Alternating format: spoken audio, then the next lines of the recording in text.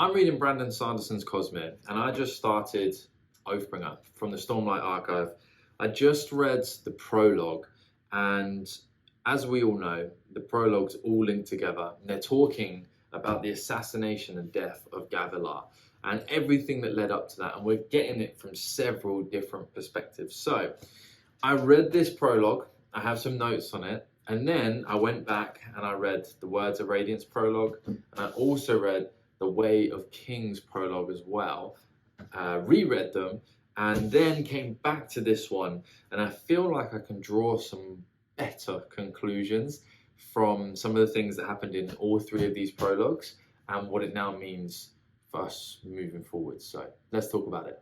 So we'll start with the new one with Oathbringer. So the perspective is Eshonia's. She is, of course, a Parshendi, and it seems like a bit more of an innocent perspective than the one we're used to in Words of Radiance. Eshonai obviously changes over the course of the war that ensues following the death of Gavilar, but she is at the treaty signing, and she's an interesting and whimsical type of creature, especially considering that she's Parshendi. She's the only one that we really know.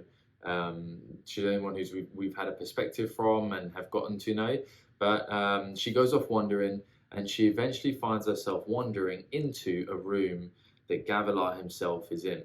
And to begin with, I thought, well, that's, a massive coincidence, and I tried to figure out if it was something that was maneuvered or engineered by Gavilar, but I read it a couple of times and I don't think so. I think it truly was her just wandering, and it seemed to be luck and coincidence that she came upon Gavilar in the mood that he's in, with the company that he's in as well. Before she gets there, something Eshonai mentions is art again. So she's, and this is a recurring theme of Eshonai's, and potentially all of the Parshendi, is that she's frustrated that she has an inability to create art in particular. And I made a prediction a long while ago, I think it was at the start of Words of Radiance, or maybe halfway through, that Eshonai would be taught how to create or to create art by Shalorn. Shalorn seems like she's in prime position to be able to teach that because she's so good at it and she has so many creation spren around her. And what I think is going to happen is Shalorn is going to, in a pivotal moment, teach Eshonai this skill, and maybe allows her to bond a creation spren or a more regular spren, and to create a new form, a positive form, one that doesn't mean that Eshonai and the rest of the Parshendi have to bow down to Odium, and the Void Spren. But that's a talk for another day. But I feel like because it's mentioned again here, I feel like I'm going to double down on that prediction. So anyway, she wanders into this room, and she tries to sneak off, and Gavilar sends Amaram, whose first name is like Merides or something. And I wouldn't have caught that if I hadn't gone back and read the other ones here, because it mentions his first name. And I don't think he's referred to as his first name very often in Words of Radiance in like the general book. So Amaram brings her in, and inside is two like officer looking people. I assume one of them is Amaram, maybe the other one is Sadeas potentially. It also has two ladies in like long robes and also a bald man in long robes. And I don't know who those other three people could be, but they're in there. And Gavilar begins explaining a bit about his plan to Eshonai. And just before I talk about that plan, I want to talk about Amaram. This means that Amaram is truly, to this moment, just following what he thinks Gavilar's plan is. And that makes it a little bit harder to hate Amaram because, he's just following, not orders, but he's following an ideal that was set long before. But I think I'm still going to manage to hate him based on, how he acts and the things he's done. So, that's good. But yeah, it definitely paints him in a different light. And this is a long, drawn out mission for him, given to him by his king. And that, makes it less worse, so to say. So Gavilar tells Eshonai that he knows the chasm fiends are not her god. And he thinks he knows who her god is. He annoyingly doesn't say it out loud. He then brings out what I think is a void spren. We're calling them void sprens, hate spren of odium, inside some kind of gem. And he gives it to Eshonai. Eshonai is terrified. She is afraid that he's going to try and release her gods, and that's something that they definitely don't want, because they don't necessarily know what's going to happen, but they know that their predecessors didn't want that to happen, and that's why they broke free. So she's terrified. It would appear that she goes and then tells the five, and then they hire Zeph to kill Gavilar, and that's what appears to happen. But it's just, it's a bit strange that Zeph is just on hand and there and ready to rumble with those abilities. Like, I don't know what kind of time frame there is in between, but it just seems so strange. So maybe the five already knew, or maybe there's a different reason for Zeph being there and someone else put him there. And I have some ideas about that when I went back and read the prologue again from the other books. So first I went back and I reread the prologue from the Way of Kings, and I don't know if it's actually longer than the Words of Radiance one, because Yasna has quite a lot of like Shadesmar stuff that she gets involved in, but it's pretty long. It's definitely way longer than the one in Oathbringer. And the first things that pop to mind is, what on earth? So we noticed that Nale's there, and some people are telling me that his name's pronounced Nail, but I think I just much prefer Nale, so I'm going to stick with it. The Herald of Justice, who is pretty prominent later on in these books, especially in Edge Dancer, which I just read. So what is Nale talking to Elokar about? That is interesting. I'd love to be privy to that conversation. I would guess that Elokar doesn't know who he is, but I'm certain Gavilar does know who he is. I also noticed that Zeph mentions that Shalash's statue is completely missing. So, who do we know that doesn't want their own face to be seen and goes around destroying them? We have to assume that Shalash is now the mistress, and the only reason the statue wouldn't be there, like, typically she hasn't removed them. She's gone and she's like ripped up her face on pictures, etc. So the only reason the statue wouldn't be there in my head is that she requested to Gavilar that it go, meaning that Gavilar knows her.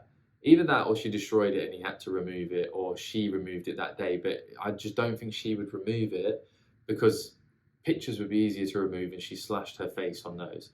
And I didn't know whose face she was slashing, but this, I feel like this gives me enough evidence to think she's trying to remove her own face, and she's a herald. So Gavilar knows her, at least, and I think he knows a few more heralds. And if he knows heralds, like, I think he knows that Nale's there, and I think that they've spoken already, and I think conversations with him and maybe Shalash as well explain why he knows so much about the Voidbringers and what happened previously. One thing that does make, is confusing though, is like, if he knows the heralds never left and they're there, why is he trying to bring the heralds back? That's confusing. But maybe he's trying to bring back Town, who was left behind, the final one, or maybe he's just trying to bring the Knights Radiance back. And I think bringing Town back and the Knights Radiance is kind of the same thing, because Town will only come back when the Voidbringers are coming back, which would mean the Knights Radiance are kind of coming back as well, So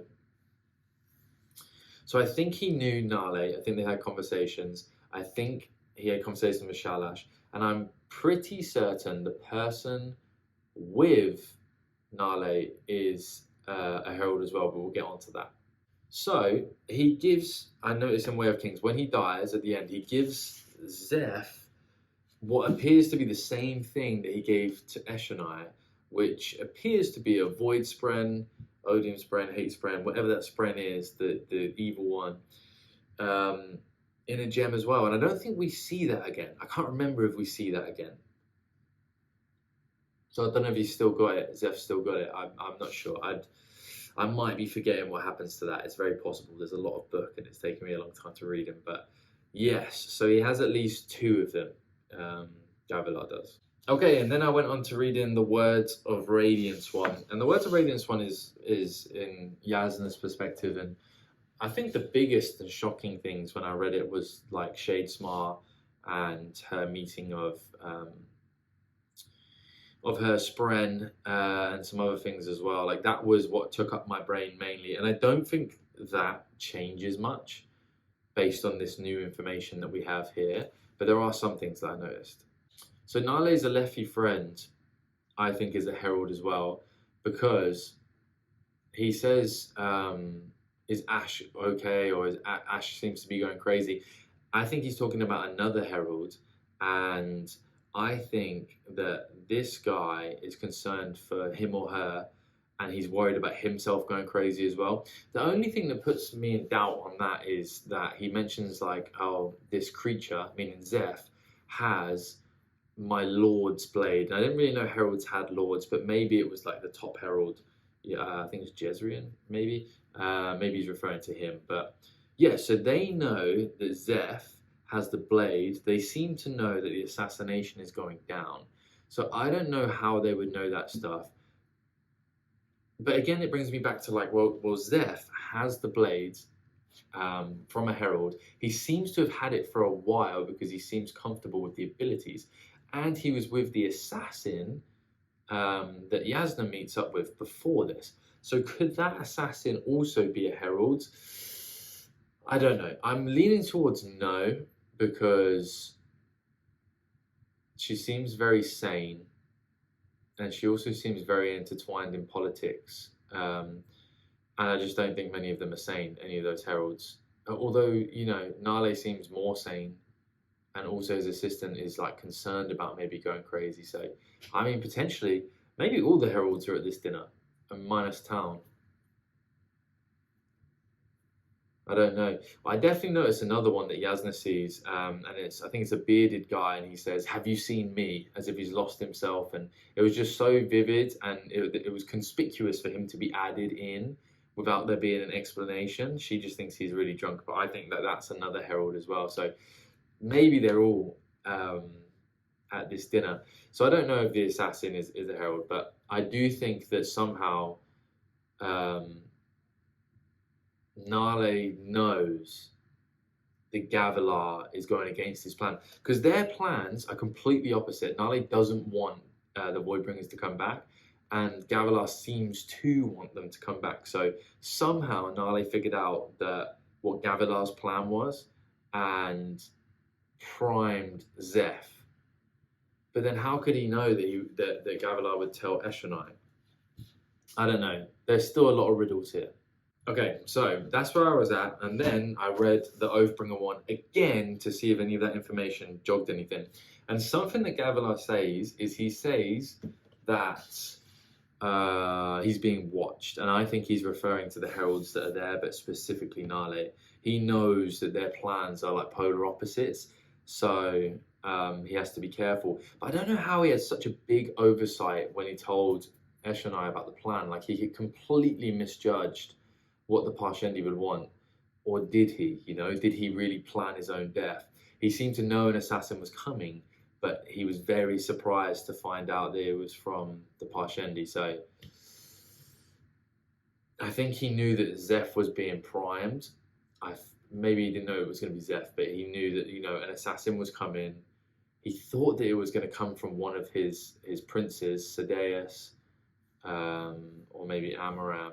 I can't remember the other names he mentions when he's trying to guess who sent them. So why did he think it was coming from one of his princes? Maybe because he was going against the Alethi ways and he wanted to unite everybody. Same issues that Dalinar was running into as well. Yes. So Zeph was primed. He knew that the Nale and the Heralds were going to try and stop him, but he went ahead anyway. So bit of a power trip from him. So very interesting. I feel like I figured out some things, mainly the fact that there's a lot of heralds present at this dinner. And I think that Gavilar knew them and was speaking with them, which is wild. How did he come about that? Like, this is such an interesting man. And the whole story kind of revolves around him and his death, but his life is much more interesting. So what now? Obviously, there's 2 more books that are already out. I still have to read Oathbringer, and I'm going to get stuck into it as soon as I finish this video. But there's 2 more books. What perspectives would I like to see? Gavilar's perspective would be amazing, but I'd be very surprised if that's not the final one, you know, book 10. and there's going to be 10 in the Stormlight Archive. So I wouldn't be surprised if that's the final one. Some other ones that would be really, really useful would be Ilokar's, because he's speaking with Nale. Maybe it's him that accidentally lets slip Gavilar's plan. So he accidentally kills his own father. Or maybe he knows about the assassin, and that's why he's so paranoid about assassins. I don't know. Ilokar's perspective would be great. I also think Nale's perspective would be fantastic. Outside of that, maybe the assassin's perspective, not Zeph, but the woman who's potentially a herald. But obviously that depends on how involved she actually is. She has to be involved somehow. I feel like her purpose isn't just to say that, you know, she got rid of Zeph previously. So you have it there. Some guesses. Hopefully I'm right, but who knows? If you enjoy this kind of content, I've done this where I read a bit and then try and predict what's going to happen for Stormlight Archive, for Wheel of Time, for Mistborn, Joe Abercrombie's works, and I'm about to get stuck into Oathbringer for the rest of it as well. So you'll see them on my channel every Sunday, Central Time, 10 a.m. So follow along. We also have memberships available. We have, big shout out to my members as well. They're going to be on screen here. So we have a couple of members in the library cards, which allows you to see my members only videos. And then also you get these videos early when they're scheduled. And then we also have the bookworm memberships. Those people support the channel, very grateful. And they also get a badge to say how long they've been supporting. So if you are enjoying the content, consider supporting the channel. Have an amazing day, and I'll see you next time.